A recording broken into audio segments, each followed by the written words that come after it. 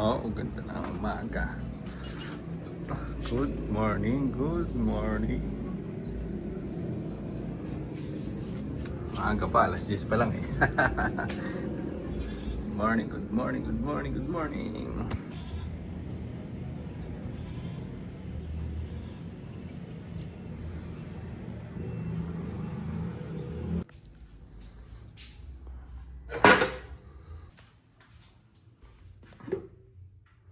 Ipapatay si Jesus.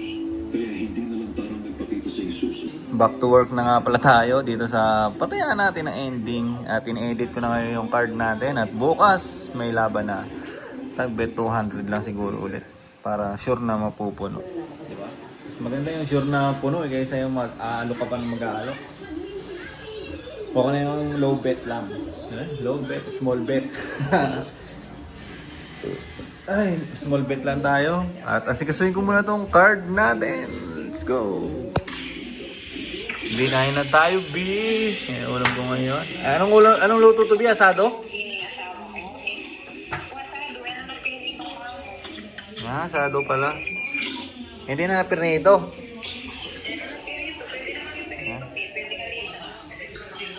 Diyan ka muna.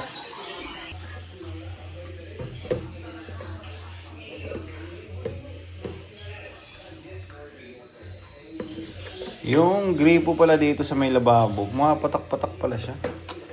Paano kaya natin ito maayos? Kanin natin. Ito, naka-isang baso na nga siya. Sige na.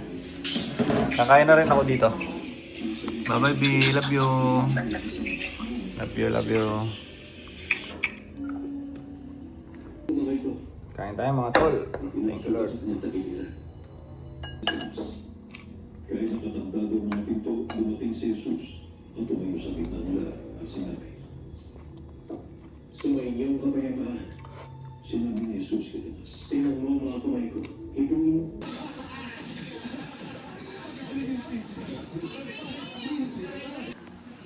Ay, napa-check out ulit tayo ng bike ngayon. Yung nabili natin. Papadeliver ko na sa ngayong araw na to. Paalis na sila niyan. Bali, ito na lang binili ko.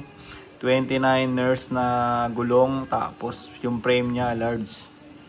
Yan, tapos naka-rigid fork din para matry natin yung rigid. Nalilitan kasi na ako ngayon sa bike ko talaga eh. 27, di ba? 27.5 yung gulong niya. Tapos naka-medium yung frame. So, yun, iisip ko kaysa bibili ako ng bagong camera, di ba? Bili na lang ako ng bike kasi ganun din naman mangyari niyan eh. Bibili pa talaga ako ng isa, gawa ng yung bike na gamit ko ngayon ay para kay baby siya, di ba? Para siya sa partner ko. Para pag nag-rides kami sa labas, ay meron siyang gagamitin at meron din ako. Bali ito yung magiging sa kanya niyan. Ito kasi nga yung frame niya is medium. Yan, sakto-sakto lang ako dyan eh. Ang haba ko eh. Di ba? Sakto-sakto lang ako dyan. So, tapos yung gulong niya is 27 lang. Yon 29ers yon. Medyo malaki-laki siya. Kaya mas siya, mas bagay siya sa akin. Ito, sakto-sakto lang to sa kanya, kay baby. Yan. Okay naman eh, di ba? Kaysa na may ibebenta natin, di tag-isa na lang kami ng bike. Itong mga to, kukunin ko na lang to. Ito naman, ang problema lang dito, yung gulong lang. Pero hindi naman siya problema totally. Stock lang kasi to siya. Yan, di pa naman siya ganun kapudpod. Stock lang to siya, sobrang tagal na niya. Nasa ilang taon na ba to sa akin bike na to? 7 years na rin. 6, 7, yun. Hindi, 8 na. Kasi ilang taon na ako dito sa Pilipinas eh. Nasa 8 years na rin to. Itong gulong niya, stock lang to siya. Saka itong fork, yun lang yung papalitan dito. Ayan. Kukunti-kuntiin natin yan. Pero ang ginawa ko ngayon, nag-order na muna ako. Total, iniisip ko kasi investment din naman yun. Kasi mahal ang gasolina ngayon. At gusto ko 29ers. Saka yung frame yung large yung frame natin. So, ganun lang, di ba? Saka kahapon pa, nakakita pa ako ng magandang spot na pagbabaikan. Kaya ganun din, medyo na ako. So, ganun, binili na lang natin. Papadeliver na natin ngayon. Let's go! Bali, nangutang nga pala ako ng 30,000 kay Ermat. Yan, 30 to eh. 30,500. Utang tayo ng 30,500 sa kanila at babayaran natin ng 2,000 kada linggo hanggang matapos natin yung inutang natin. Hoy, hoy! Bali, 30 nga itong hiniram ko. Tapos, 26,000 mahigit yung bike. Kasama na yung delivery fee. Yan, 26,000. Di may 4,000 pa tayo dito pang budget. Dagdag sa budget natin. Let's go! Bali, gumawa na ako ng listahan. 60k na yung utang ko sa kanila lahat.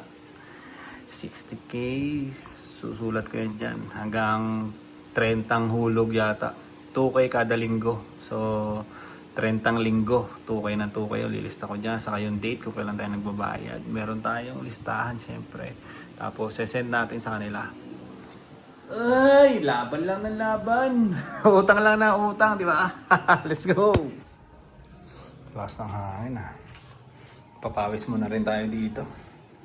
Habang wala pa yung bike natin. Sarap po, lakas ng hangin. Push up lang tayo. Let's go.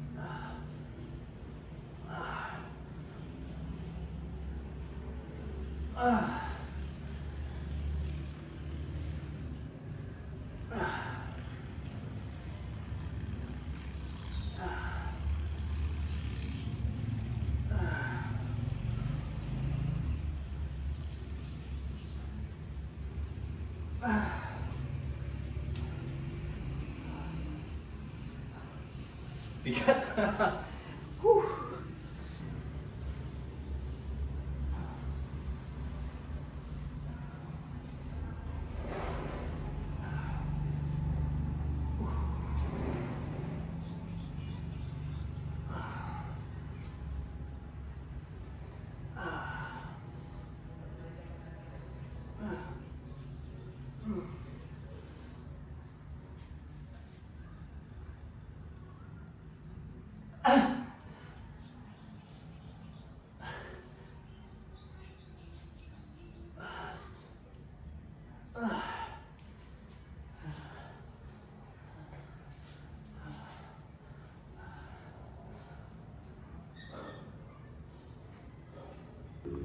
Nag-text nga rin pala yung nagde-deliver ng bike.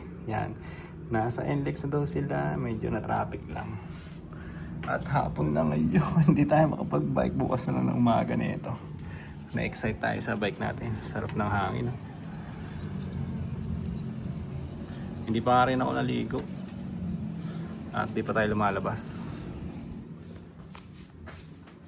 Kaya maganda ngayon. Order na lang ba tayo o labas tayo?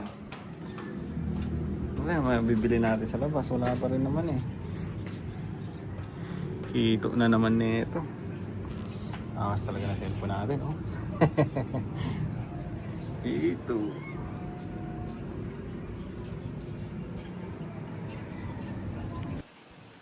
Nag-order na nga lang din ako ng siomai. Yan, palapit na sa lokasyon natin yung driver. Siomay at yung bike natin, nasa NLEX pa lang daw sila. Tumawag sa akin kanina eh. Nasa NLEX sila at traffic daw ngayon doon. Siomay sa kanin. Pirada natin ngayon. Yan, may konting kanin pa dito. Let's go! Ito na nga pala yung siomay natin. Sandok na tayo.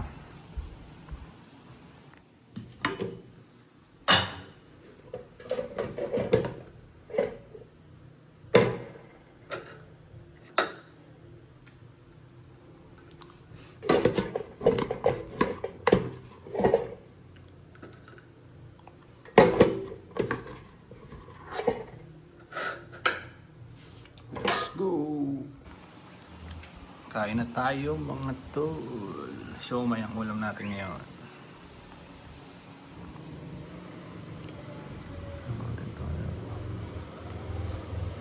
Siomay.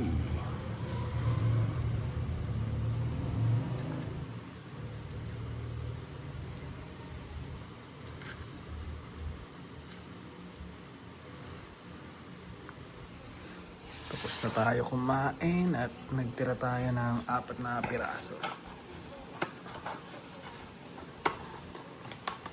Bus, di ba? Ganun lang buhay. Ito na yan. At ngayon, nangaantay na lang natin yung bike. Yung bike na lang. Nasa NLEX pala. Baka mamaya pa makarating yun, mga alas 7. Pero antay na natin habang nanonood tayo ng balita. Wala makikita. Yeah. Saka ito yung ano boss, may warranty naman ko sir. May warranty na yan. 7 days replacement tayo. Sa bagay, pagka nagsawa ako sa ganito, pwede naman papalitan yan, no? Opo. 7 days replacement. Sa mga factory defect po. Tapos meron tayong ano sir, 1 month free service po. Eh, layo naman kasi. Okay lang po yun sir, pumupunta talaga kami boss kapag sa kami malayo. Nakapabili pa tayo ng ganito tuloy. Bali, mali pala yung size na dumating. Pinabalik ko. Large kasi yung gusto ko eh. Large yung gusto ko, tapos wait lang. Large frame kasi talaga yung hanap ko, tapos yung rigid fork pala nakayuko masyado. So papapalitan ko lang din yun. Yung parang katulad ng mountain bike talaga natin na ginagamit. Large frame, 29ers, tapos yung yung rigid fork tatanggalin natin yun. Papaayos natin para medyo mataas. Sinubukan ko kanina, nakayuko. Mahirapan tayo nun. Ayoko rin yung masyadong nakaganon eh. Parang naka-road bike ka na mountain bike yung setup. So yun lang muna mga tol. At yun lang yung nangyari sa atin ngayong araw. So antayin na lang natin yun sa mga susunod. Yung kung kailan darating. Dito pa nga yung pera natin. At yun, nag-usap kami na may-ari. Naintindihan naman niya eh. Siyempre, large talaga yung pinag-usapan namin eh. Large yung in-order ko eh. So, medium yung dumating kaya medyo nagka-conflict tayo doon. Kasi medium na nga ton dito eh. Medium na yung giant natin eh. So, yun lang muna mga tol. Hanggang dito na itong vlog-vlogan ko para sa ngayong araw. Bye-bye!